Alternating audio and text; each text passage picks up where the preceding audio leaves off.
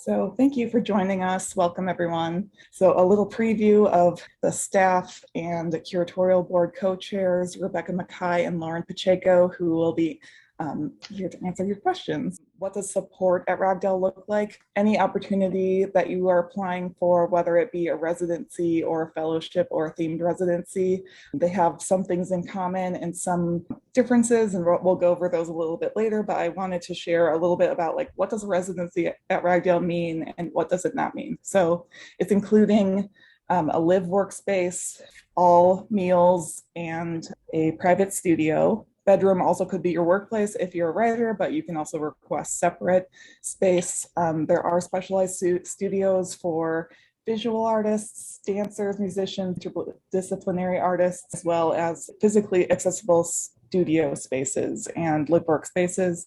So with a few exceptions, but for the most part, we've designed our campus to be accessible on the first level or redesigned to be accessible. So actually we're implementing the accessible pathways as we sit here today. So that will be ready very soon. If you have any accessibility questions, I'm very glad to answer those because, you know, every residency is a little bit different and everyone's needs are a little bit different. So if there's anything that you have questions about, of course, reach out to me. Kitchens are either shared or private, and all meals are provided. And I think the reputation of Ragdale precedes us because and Chef Linda's reputation for taking care of the artists is pretty wonderful. So if you've heard anything about Ragdale, you probably also heard of what the food is like here. Ragdale's residency does not include travel support, materials, or shipping stipends. You would be also responsible for your other personal and household expenses. I also wanted to include a helpful link to our great artistcommunities.org. They have a really great page on their website showing how to budget for a residency, but also opportunities for additional funding for residencies, whether that's Ragdale or somewhere else. And then I wanted to show you all a few photos of our studio spaces just to give you an idea. We have a new, as of a few months ago, a dance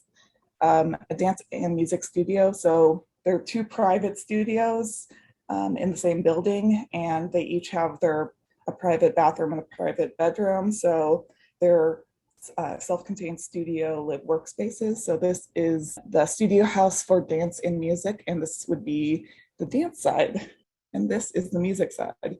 So as you can see, there's quite a bit of equipment and different things that musicians might need, including this really great sound curtain that has been really helpful. But this studio was designed and built with artists in mind, and they were part of the design process as well. That is the new studio. This is our Meadow Studio, which is one of our white box spaces for visual artists and interdisciplinary artists. And then, of course, if you Google Ragdale, this image like this will probably pop up. So this is one of three main houses that house artists, mostly writers. So the Ragdale house has 6 writing rooms that are live workspaces. We are accessible to O'Hare International Airport in Chicago. So we may seem far from Chicago, but we are fairly accessible via public transportation, and we're about a 20-minute drive from O'Hare Airport. It's fairly easy to get to in terms of residencies. We have 50 acres of prairie and lots of recreation in our area. Ragdale is hosting between 11 and 16 artists at the time, so it's not too big and not too small, and you arrive and depart with a cohort. We have much equipment to borrow that might appeal to you, that might not fit in a suitcase, but and then, of course, our accessible studios we're really proud of, and we're continuing to implement some more like comfort and things that just make your experience at Ragdale better and less to think about, and you prepare. And it's 2 miles to a couple of charming downtown areas. So if you need to take a walk or take a break from your writing or what you're working on, there's pretty easy access to these downtown areas. So I talked about earlier, we have 3 different opportunities for artists that we're accepting applications for now, one being residencies, fellowships, and themed residencies.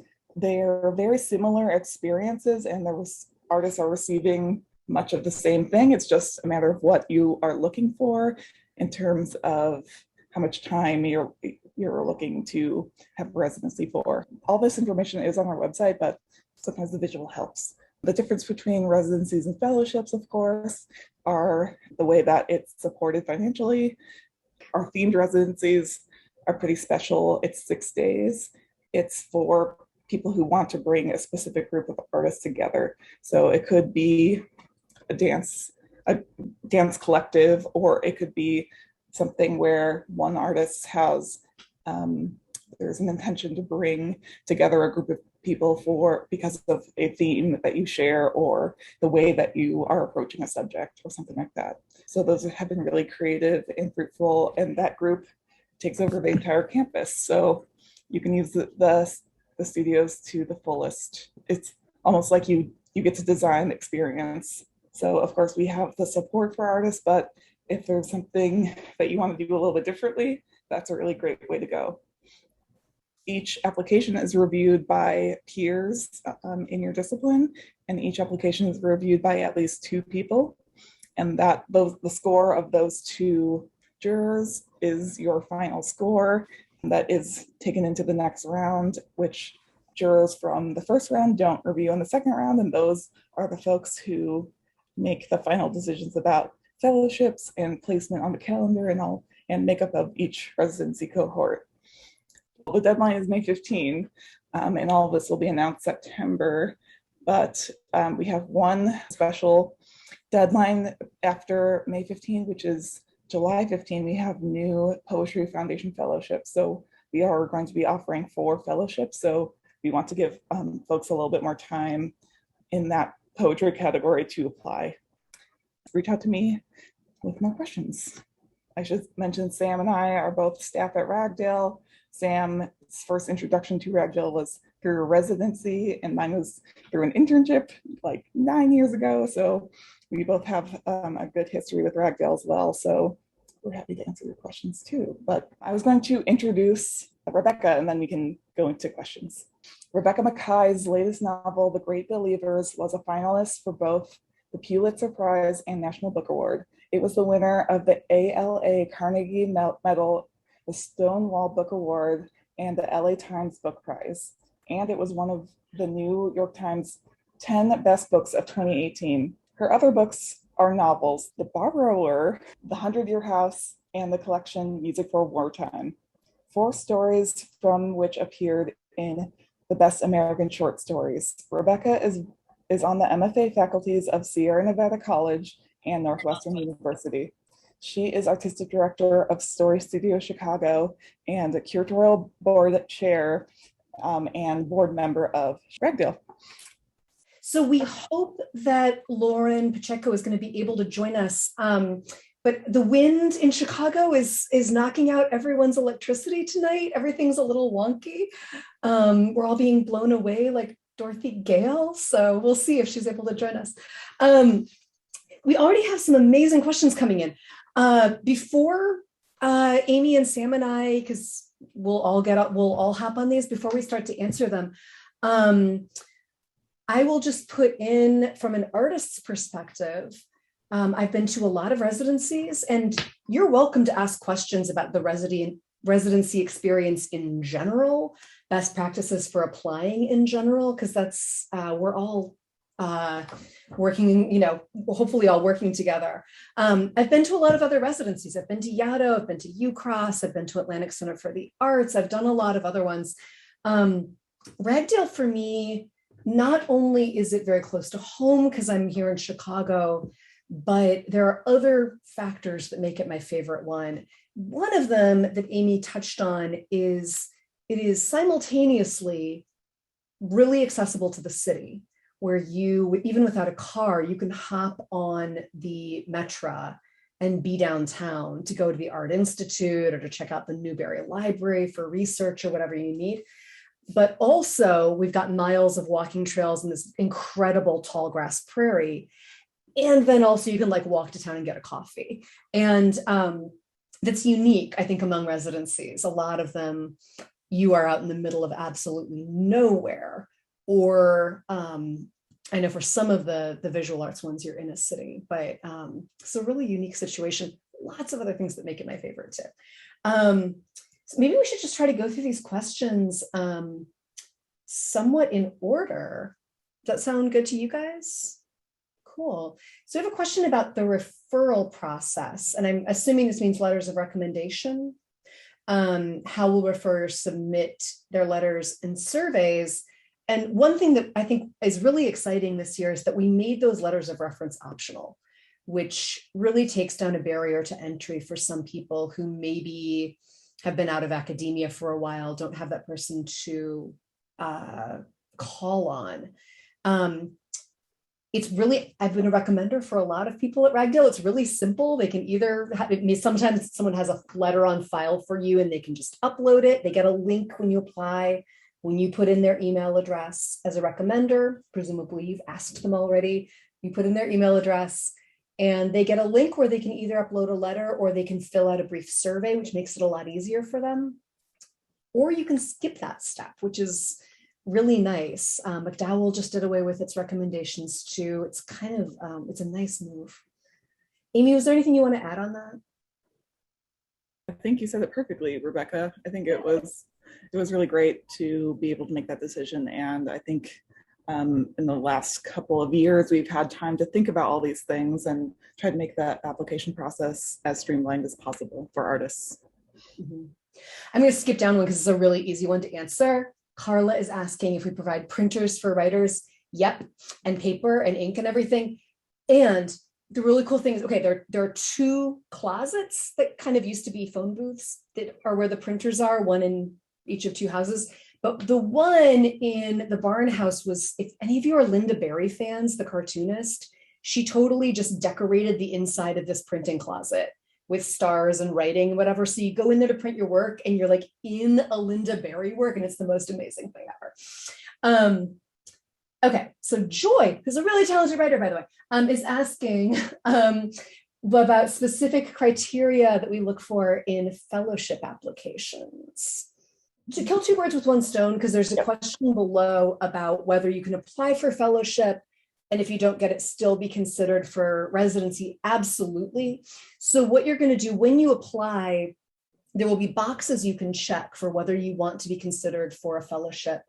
And then about the criteria you might meet to be eligible for certain fellowships. So, and like a writer over the age of 50, or are you an artist of Vietnamese descent? Is one of a visual artist is one of our very specific, amazing fellowships.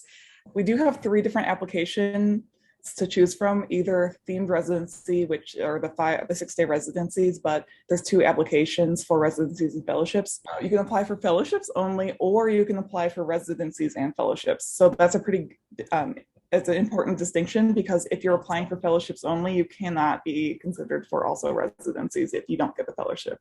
So.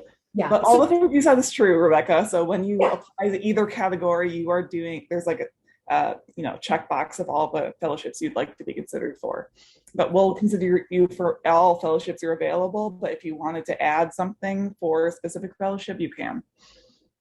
So if you're someone who's applying and you would only go if you got a fellowship, right? Then exactly. Probably you do the fellowships only, right? But if you're someone who is hoping for a fellowship, but maybe you could swing it anyway, apply for both. And that, yeah. In terms of what specific criteria, sometimes it is demographic. Other than that, it just tends to be who's a real standout in their field. Readers, our curatorial board, of which we have a few members here tonight, are the ones who are going to read files. Your file will be looked at by at least 2 people in your discipline, people who are, accomplished artists. And, the applications that are ranked the absolute highest, when the curatorial board sits down with Amy, those are the ones that would be considered for a fellowship. Beyond, in addition to the one, in certain cases, do you meet certain demographic criteria? Right. And so, and the other aspect of that is that all the fellowships also require a program of some kind. So, and it's usually with students, but that term is the broadest possible definition of that term. So students of all ages. So we typically are also looking at if there is any history with workshops or teaching, so that the purpose is for all of our fellows to connect with a group of people or a community in some way. So it's not that you have to propose a specific thing you would want to do with a community, but an indication of that is helpful. So to be clear, all that would entail is that maybe one evening during your residency, or maybe sometime outside of your residency, you might Zoom with a bunch of ninth graders, or you might do a tea and talk at Ragdale where you get a local audience of adults in. But it's a little bit of public facing stuff, but it would be just, a couple of hours of your time, either during or outside of your residency. So you're not coming there and then having to teach. I don't want anyone to get the wrong impression. But, if you have the kind of work that will really connect well with an audience, that tends to be a plus. We're talking about whether literally every fellowship needs to be, needs to have that teaching component. That's kind of up in the air right now in terms of the board, but it helps a little bit. Right. So hi Gina is asking, can you discuss the artist statement? What should it contain? How long should it be? Do you have any resources to review? I can start with the last question, which we don't have a sample or anything like that. I think the art statement is really about showing like why you and why now, like why your work and why now, and why Ragdale. So it should be, I think the work sample, the artist statement and work plan, I think there's a maximum of 1 page. Sounds about sound right? And so like you have 1 page to do both things. Yeah. You have 1 page to do both things.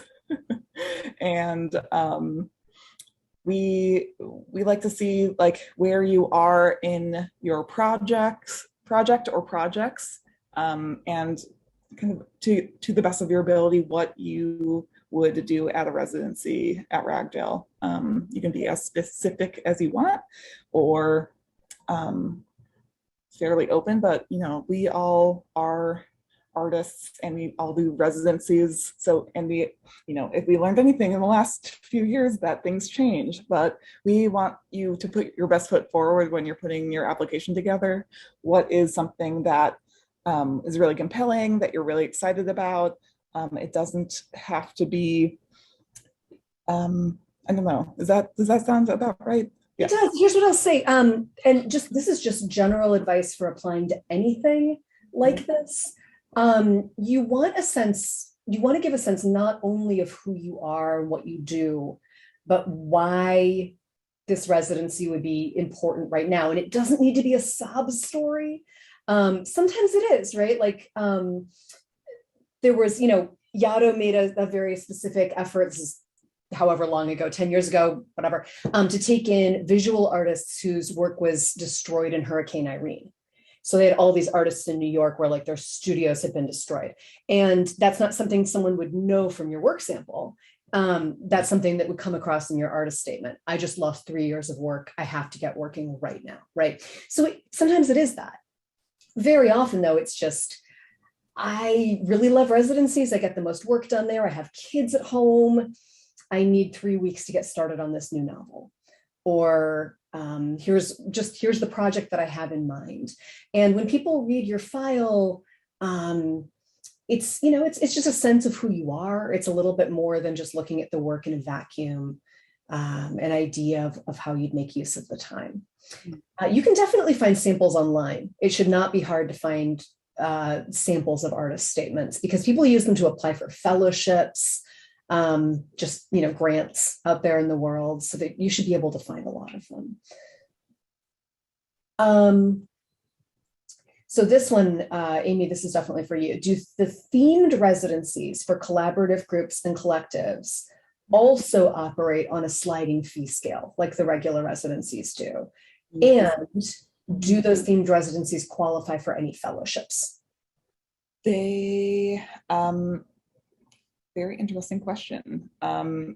Most of our fellowships were designated for individual artists, but there have been occasions when we were able to award them to collectives or collaborations. So I think that's something that would be discussed on acceptance. But yes, if we were not able to apply a fellowship to a themed residency, we would operate on a sliding scale for that group, or we would meet together to see if there is a way to fund the fellowship.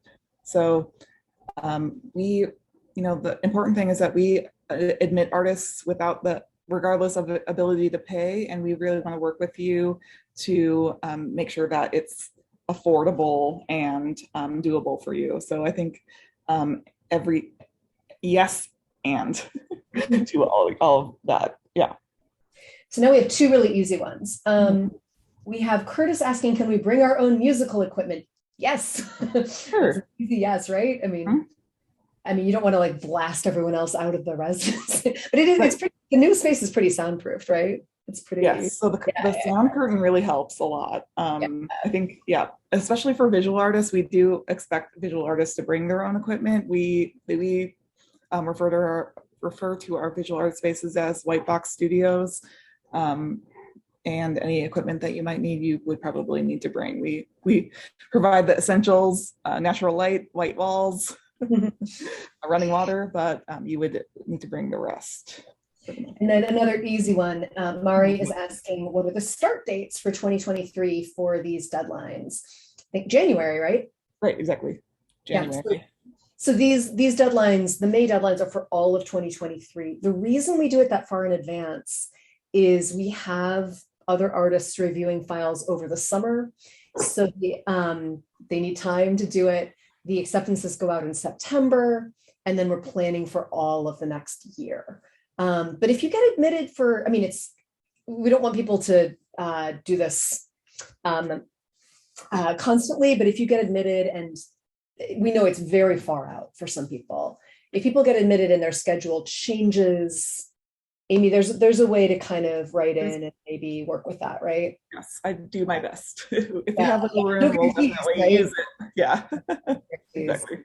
Yeah. Just on that note, the best advice anyone ever gave me about applying to residencies is put down as many windows of time as you possibly could make it work.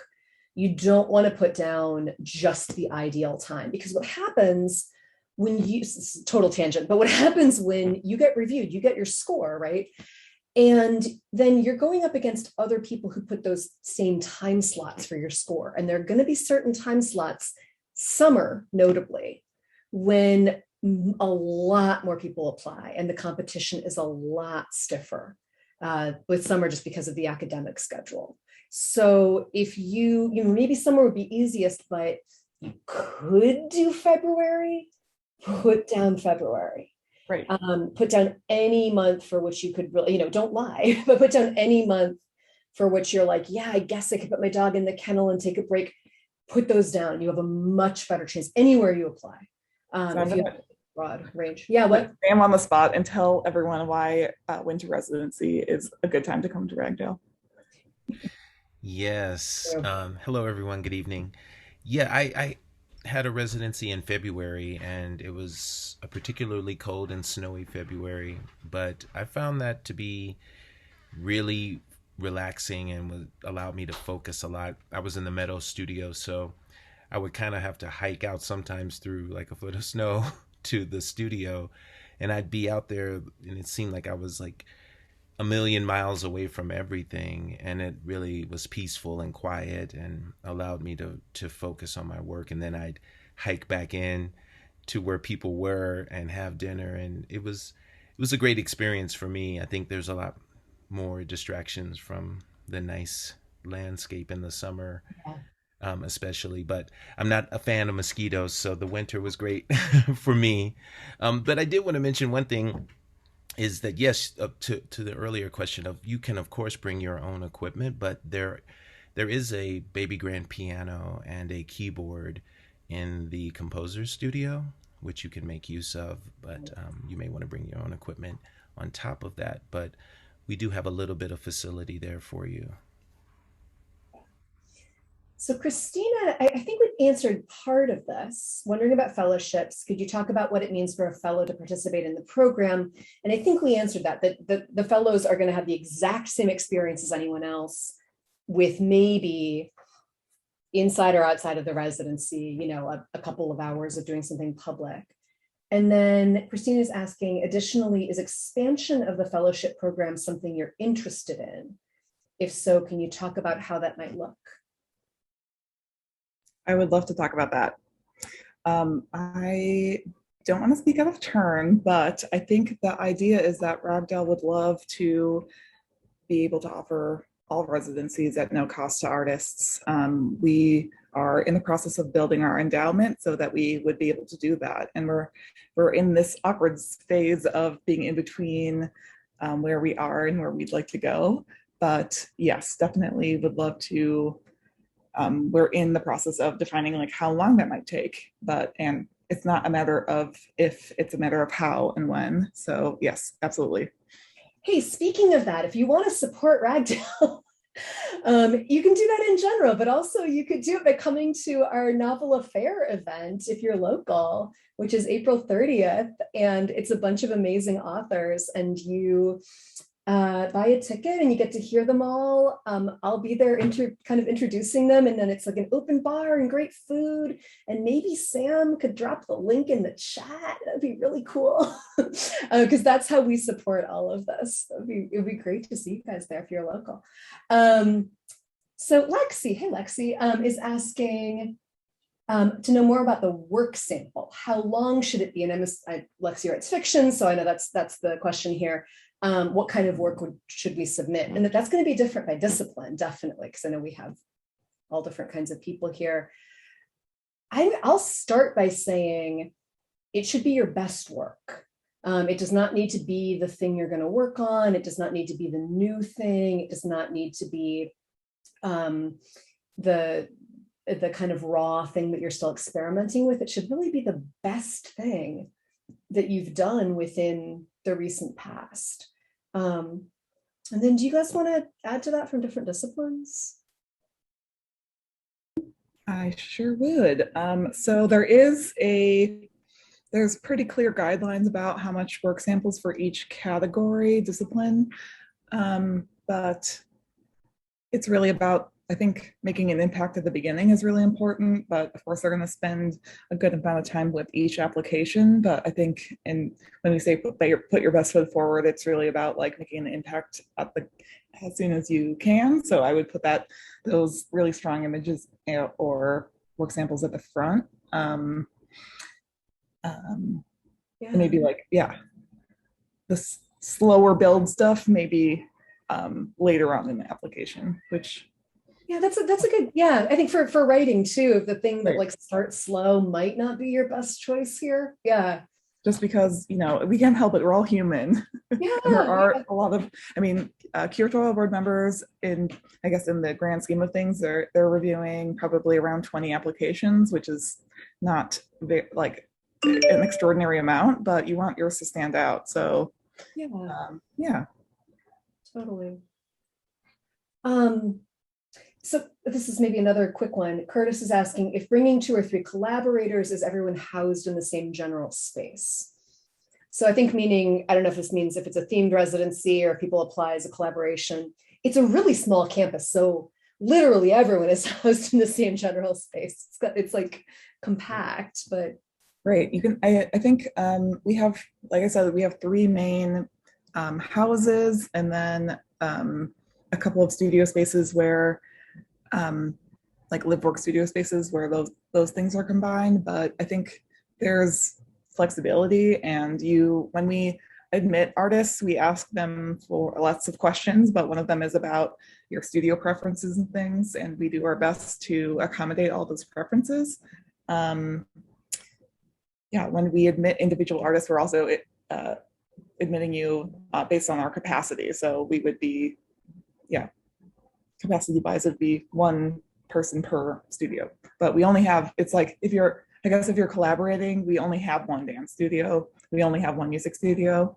So those are things that we'll talk about in the when after you're admitted. But we would definitely work with you to make sure you have all the things you need.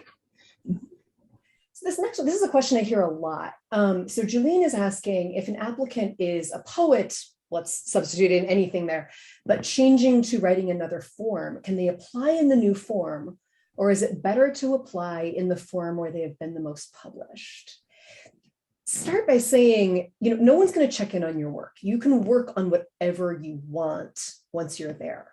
So really famously, the Ragdale story is Audrey Niffenegger came in as a visual artist and then decided while she was there to write something, and it was the time traveler's wife, and now she's a famous novelist. So like, it's all fair game, right? I'm not going to start painting or anything, but it's all fair game. Amy, you might disagree. I'm just going to say apply in the discipline where you have the strongest track record and the strongest established work. Published, whatever. It's not about, but where you have the strongest work sample, right? I would definitely say. I think we want you to succeed in this. And if you're writing, I mean, it's a lot easier for, we don't have like a poet room. Like if you're, you know what I mean? Like you can write whatever you want. Exactly. But if you're like a dancer who's thinking about doing writing, or if you're a writer that's thinking about doing dancing, like that might be a little bit challenging, because we do need to admit folks based on the type of studio they need. Yeah, I can dance anywhere, Amy. Right, that's true. No one wants to see it, but right. Yeah, we don't, I mean, you can dance in your room if you want, but yeah. So Jen's question, I think we answered, so I'm going to skip that one about timing. Masha's asking if the recommendations are optional, then are you at a disadvantage if you don't provide them? I don't think so at all. Honestly, when I read files, I kind of glance at the recommendations sometimes. If the application is really strong or really weak, I'm not going to end up looking at those recommendations. I might look at them if the person's kind of in between and I'm not sure, and I'm trying to get a better sense of them. And then sometimes in the recommendation, someone is like really explains who this person is in a great way. But the artist statement does that too. And I just wouldn't, if I don't see recommendations, I'm just going to assume that this person didn't want to bother people or has been out of academia for a while. I'm not going to, it's definitely not a ding against you. Score-wise, I don't think subconsciously. But if you feel like there's someone who could really add to your application by speaking for your work and by putting you in context, then yeah, go for it.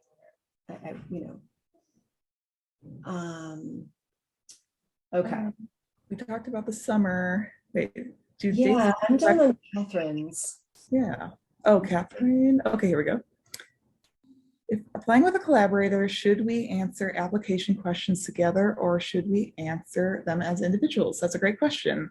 So when we're reviewing your application, we will review your application separately as individuals, and then later in the process we'll review it as a collaboration.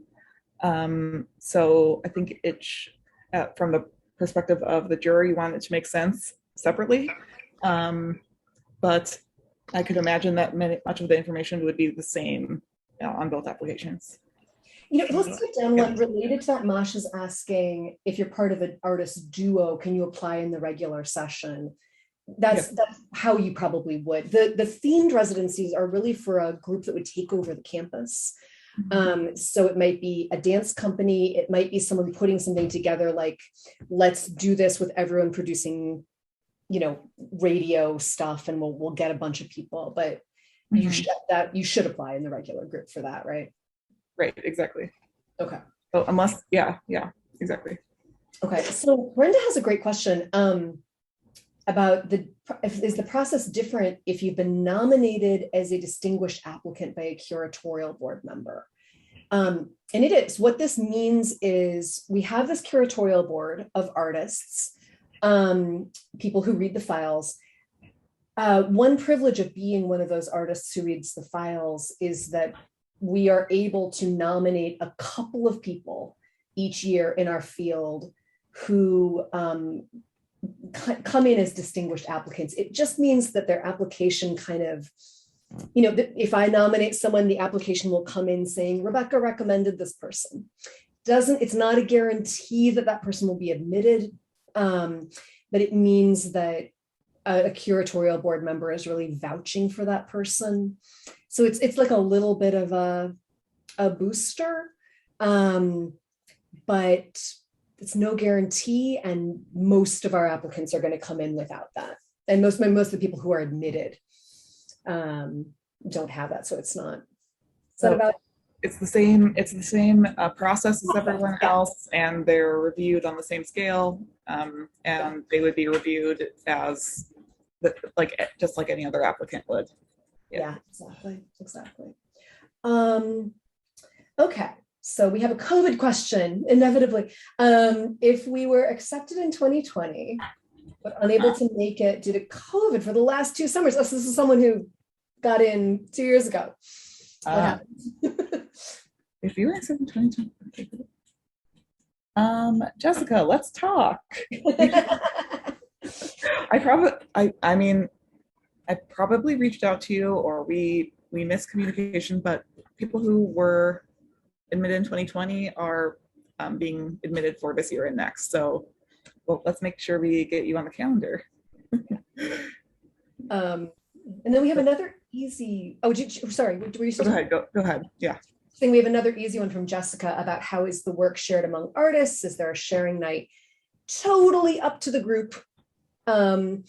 There are groups that they're really social, and they decide that they're going to do like open studios and readings by the fire every night, or every night of the last week.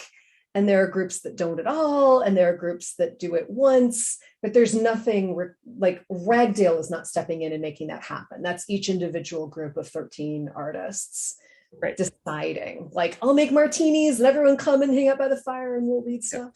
Yeah, it's really fun, and I'll do everything I can to support the artists. If you want to invite guests, I'll help you do that, or if you need audiovisual, that's what the staff is here for. I just want to answer a question that was in the private. I got a private message, but I think other people might want to know too. Are pets allowed? So unfortunately, as much as we would all personally love to have pets, we cannot host pets, but we can host service animals. Yes. So remember the year someone's dog got sprayed by a skunk and ran through the house?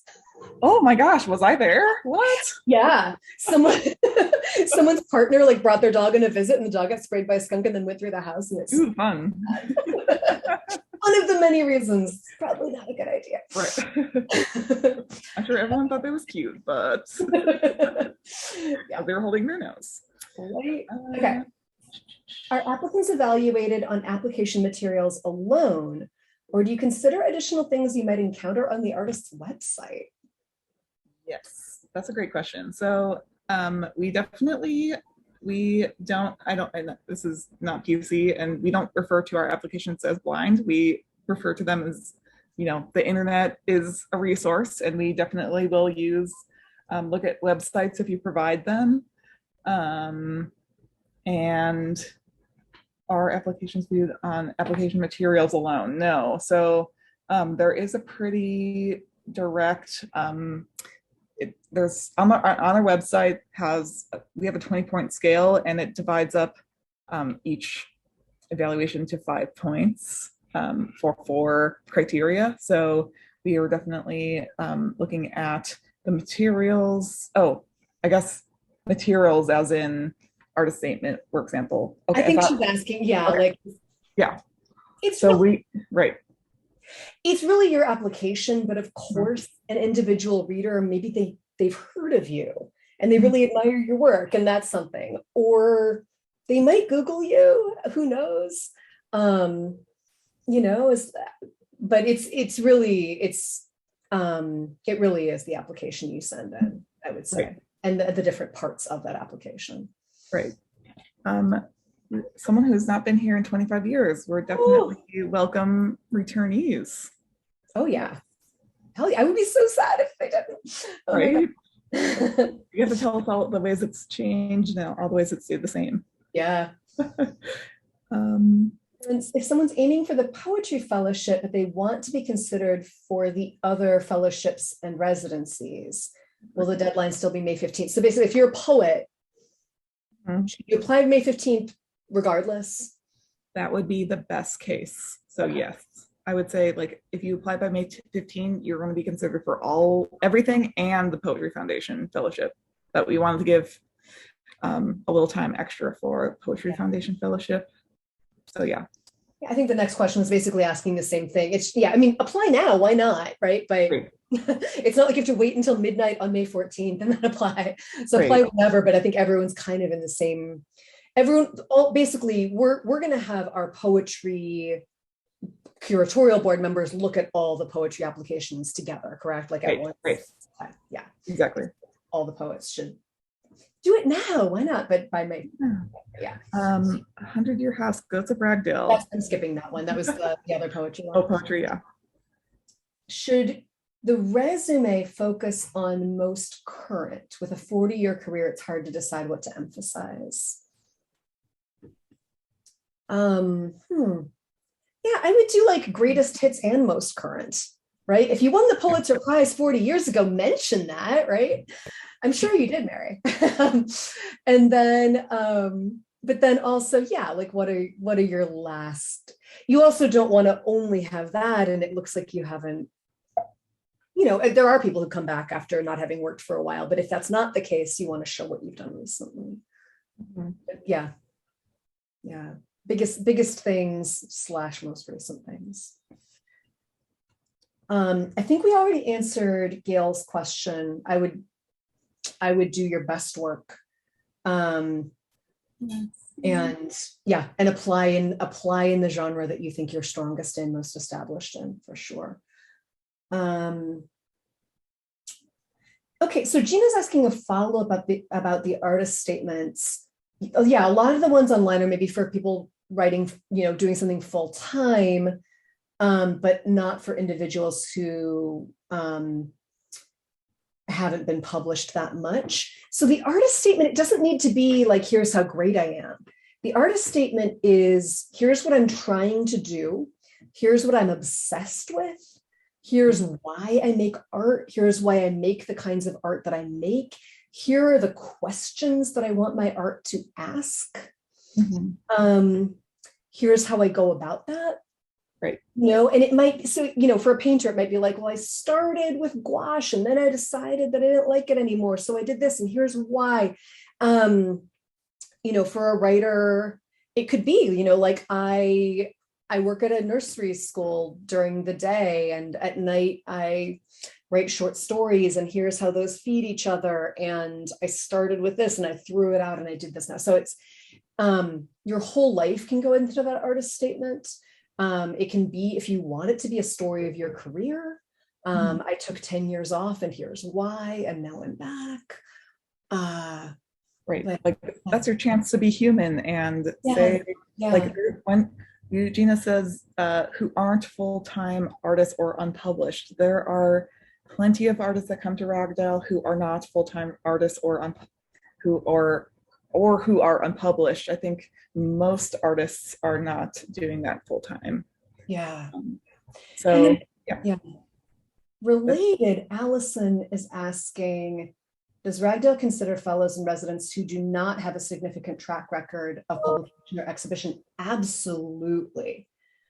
Those are some of the greatest success stories. Like Alex Kotlowitz, who's like this major nonfiction writer, came when he hadn't published anything and started his first book at Ragdale, and then we get to brag about it. So that's like the best. Right. I should add too, I don't think this is the case with Ragdale. A lot of residencies out there have allocated grant money that they have received specifically to support emerging artists. Mm-hmm. So I constantly am getting students who think that they have to wait to apply until they've published something. You, in some cases, for some residencies, have a better chance before you've published a book. Or in a magazine over a certain circulation or whatever, because there are some that literally have $10,000 to spend on unpublished authors because that's what the grant money was for. Ragdale doesn't have that exactly, but we're the people reading the files, we're all artists. Like we get it. We're really excited to find the person who's starting fresh in a field, or Think of the jurors as your peers in the field. Like we were all they were all at different stages of their career at one point or another. And and then prescribed page length for fiction. I think that just means we just want 20 pages. Yeah. Normal double spaced. Yeah. 12 font, Times New Roman. CD summary. I think you answered that. I think you answered that. Yeah. Mm-hmm. Greatest hits / yeah. And I think we just answered the page length thing that's being asked again. Yeah, could I just ask a follow-up there? Because I wasn't really tracking. And I assume it's the same for, I'll put my camera on because I'm talking. I assume it's the same for fiction, nonfiction, but so you said 20 pages, double spaced. I wasn't able to find that information on the website. So I wanted to just clarify if there have been like shorter pieces published, like short stories or essays or whatever, do you recommend just like dumping that into a Word doc to hit that 20 page? You're looking for like 20 pages double space? And if I'm reading a file, if there's more than one piece in it, that's great. That's fine. So if you have a complete short story and then, chapter 1 of a novel, that's lovely. If it's 20 contiguous pages, but never feel like that's a page limit. It's, no one's going to read to 18 pages of your stuff and be like, well, she didn't get to 20, so she's not getting in. Right. It's not, right. Honestly, for writers, it's maybe 50% of files that are going to get read all the way through, because the other 50, they're either going to be, like the instant yes. I know when I love something. I know right away when I love something. And I also know right away when something is just not there yet. I don't need to read all 20 pages to confirm, so I wouldn't worry about getting to, it's not, high school English. You don't have to get to the page count. Right.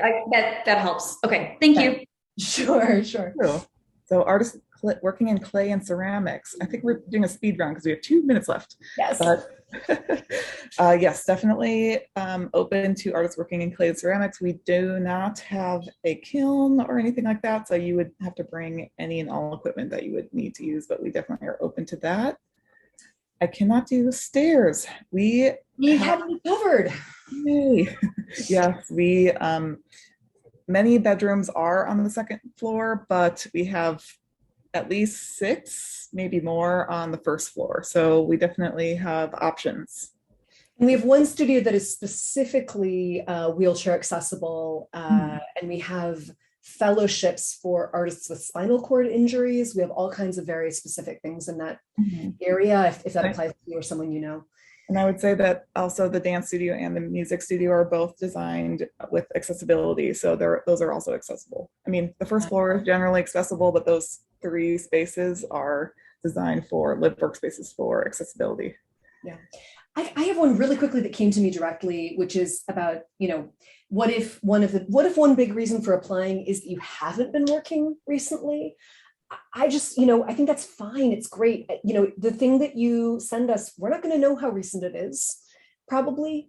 So send in your best work, no matter how old it is. And your artist statement is the place to tell us about what you've been up to. And no artist reading your file in their right mind is going to be like, oh no, she had a life instead of making art. How dare she? Right? This is one of the reasons residencies exist, is to get people back on track.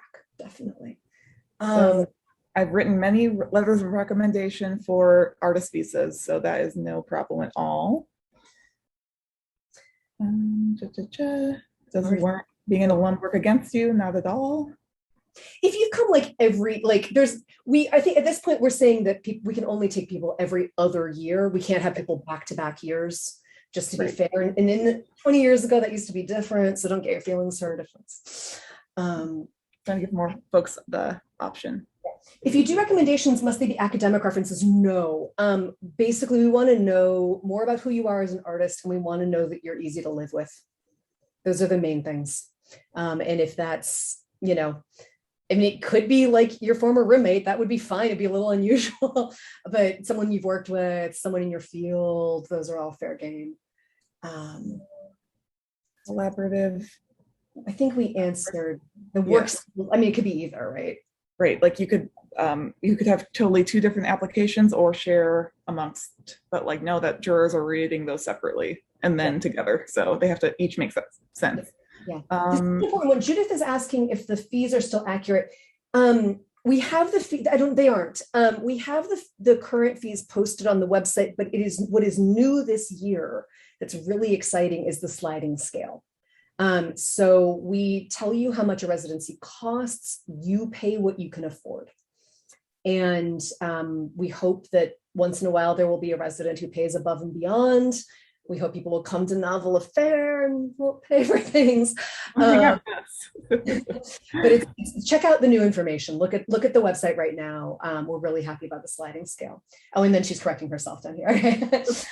And then a scale used to rank applications. Look for the evaluation criteria on our website. I don't have that handy right now. That's exactly what we use. Yeah, right. So it's part work sample. It's maybe 50% work sample, 50% artist statement / other factors. Yeah. Okay. I think there's a lot of comments that we can kind of scroll through and maybe see if there's anything else really pressing down here. I should include our residency roundup. That's what someone called it for. I'll put in the chat this really helpful link from the Alliance of Artist Communities for how to support your residency outside of what Ragdale can offer. Right. So yeah, if you need funding, if you need to apply for funding for lost wages, childcare, travel, that would be what you're talking about, right? Right, exactly. Okay. Yeah. Yeah, I would just also recommend to everyone here, there are some, many incredible residencies out there. Apply constantly. When your file is read, let's say you get rejected by McDowell or whatever, it's not McDowell as an entity that rejected you. It is two readers who rated your file, and for the time slot you applied in, it did not beat out enough other applications to get a slot. And when you apply again, you're going to have two different readers, most likely. Maybe you're applying for different times, you're up against different people, you're applying with different work. So I would just say for everyone, find the residencies that you like. Obviously, Ragdale is going to be top of everyone's list, but find the ones that you like and then just apply constantly, because you'll have your materials ready to go. Just in the same way that we're all used to submitting our work for, whether it's a literary journal or an audition or an art show, you just keep submitting and it's different people looking at it every time. And, then it works out magically at some point. And I just saw a little bit of news from McDowell that they got twice as many applications that they usually get. So I wouldn't be surprised if Ragdale got the same. So Mm. if this is not the year, we definitely would love to see your application again. And Sure, everyone who would have Yeah. applied in the past 3 years is suddenly applying and also going, get me away from my house and my right, exactly. Walk on the prairie. right, get me out of this. I'm done with homeschooling. One other than yeah. your cat. Yeah. Yeah. Awesome. But I just want to say too, if you're an Ragdale alum or you end up being a Ragdale alum, so many opportunities now just to reconnect. We have these ring events on campus that are like summer performances. We have a brand new house that we just acquired that's next door, that in addition to the artist, the new composer and dance studio, there are things like Novel Affair. There are all these ways to just stay in touch, stay in the family. And aside from residency, we hope to see you at all those too.